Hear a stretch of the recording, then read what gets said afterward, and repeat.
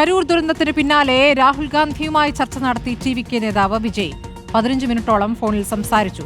കരൂർ ദുരന്തത്തിന് പിന്നാലെ ചെന്നൈയിലെത്തിയ വിജയ് 34 മണിക്കൂറിന് ശേഷം വീട്ടിൽ നിന്ന് പുറത്തിറങ്ങിയിരിക്കുകയാണ്. കരൂർ സന്ദർശിക്കാൻ പോലീസിന് അനുമതി തേടിയെങ്കിലും പോലീസ് നിഷേധിച്ചു. കരൂർ ദുരന്തം അഡീഷണൽ എസ് പി പ്രേമാനന്ദന്റെ നേതൃത്വത്തിൽ പ്രത്യേകാന്വേഷണ സംഘമാണ് അന്വേഷിക്കുക. അതേസമയം മരണസംഖ്യ 41 ഉയർന്നു. അഷ്കർ അലി കരിമ്പയും ഇക്ബാൽ അറയ്ക്കലും വിവരങ്ങളുമായി. ആദ്യം അഷ്കറിലേക്കാണ്. അഷ്കർ, ഇപ്പോൾ രാഹുൽ ഗാന്ധി വിജയെ വിളിച്ചിരിക്കുന്നു. 15 മിനിറ്റ് ഫോണിൽ സംസാരിച്ചു.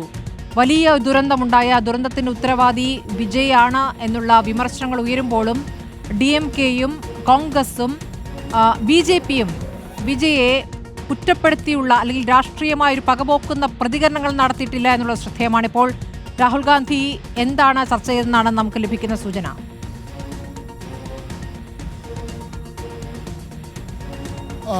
ഇത് 15 മിനിറ്റോളം നീണ്ടുനിന്ന ദൈർഘ്യമൊരു സംഭാഷണം രാഹുൽ ഗാന്ധിയും വിജയും തമ്മിൽ നടത്തി എന്നുള്ളതാണ് ഇപ്പോൾ നമുക്ക് ലഭിക്കുന്ന വിവരം.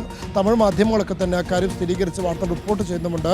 എന്ത് വിഷയങ്ങളാണ് ചർച്ച ചെയ്തതെന്നതിൻ്റെ വിശദാംശങ്ങൾ പുറത്തു വന്നിട്ടില്ല. പക്ഷേ ആ ഫോണുകൾ, പ്രത്യേകിച്ച് കോൺഗ്രസ് ഒക്കെ തന്നെ തമിഴ്നാട്ടിൽ DMK-യുമായി സഹകരിച്ചാണ് മുന്നോട്ട് പോകുന്നത്. ഒറ്റ മുന്നണിയായിട്ടാണ് പ്രവർത്തിക്കുന്നത്. അതുകൊണ്ട് തന്നെ മുതിർന്ന നേതാവ് കൂടിയായിട്ടുള്ള രാഹുൽ ഗാന്ധിയുടെ സംഭാഷണത്തെ അത് വലിയ രാഷ്ട്രീയ പ്രാധാന്യത്തോടെ കൂടെ തന്നെയാണ് കാണുന്നത്.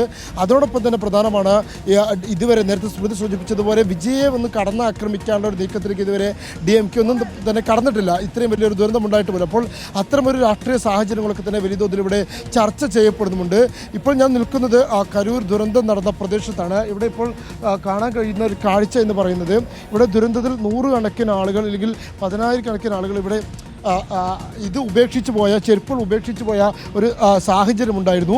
ആ ചെരുപ്പുകളൊന്നും തന്നെ നീക്കം ചെയ്തിരുന്നില്ല. അപ്പോൾ അവിടെ അത് നീക്കം ചെയ്യുന്ന ഒരു പ്രവൃത്തി ഇപ്പോൾ ആരംഭിച്ചിട്ടുണ്ട്. ഇവിടെ വാഹനങ്ങളിലായി ഇവിടുത്തെ നഗരസഭയിലെ ശുചീകരണ തൊഴിലാളികൾക്ക് നേതൃത്വത്തിൽ ചാക്കുകളിലായിട്ടാണ്, നിരവധി ചാക്കുകളിൽ, ഒരുപക്ഷെ നമുക്ക് എണ്ണിയാൽ ഒതുങ്ങാത്തത്ര ചാക്കുകളിലായിട്ടാണ് ഇവിടുത്തെ ഈ ചെരുപ്പുകളൊക്കെ കൊണ്ടുപോകുന്നത്. അതുപോലെ തന്നെ വാഹനങ്ങളിൽ കൂട്ടിയിട്ട് കൊണ്ടുപോകുന്നു.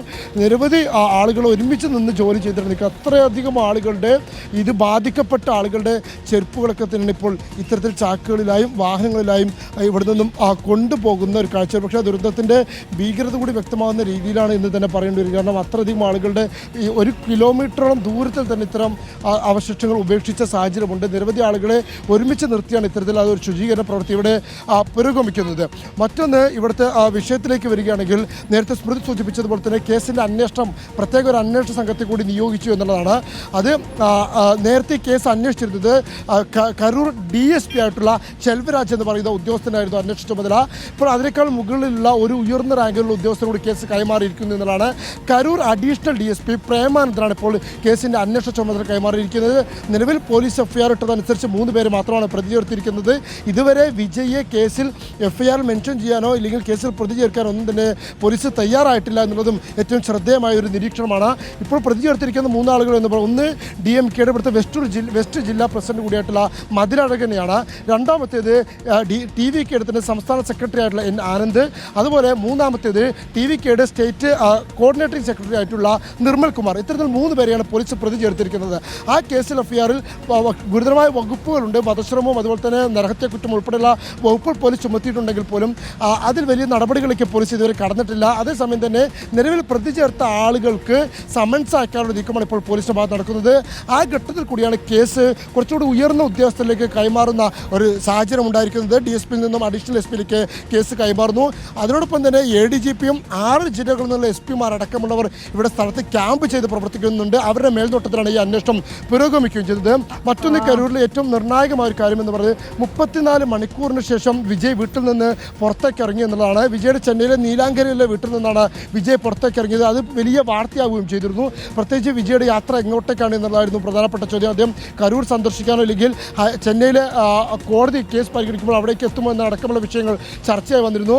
ആ ഘട്ടത്തിൽ അദ്ദേഹം അവിടെ നിന്നും നീലാങ്കരയിൽ നിന്നും പട്ടണമാക്കത്തുള്ള അദ്ദേഹത്തിന്റെ മറ്റൊരു ഫ്ളാറ്റിലേക്ക് ഹൈക്കോടതി എടുക്കുന്ന നിലപാട് നിർണായകമാണ്. വിജയെ അറസ്റ്റ് ചെയ്യുമോ? വിജയുടെ ഈ പരിപാടിക്ക് പൂർണ്ണമായും ഉത്തരവാദിത്തം വിജയ്ക്കാണ്, ഈ മരണങ്ങളുടെ ഉത്തരവാദിത്തം വിജയ്ക്കാണെന്ന് കോടതി പറയുമോ എന്നാണ് അറിയേണ്ടത്.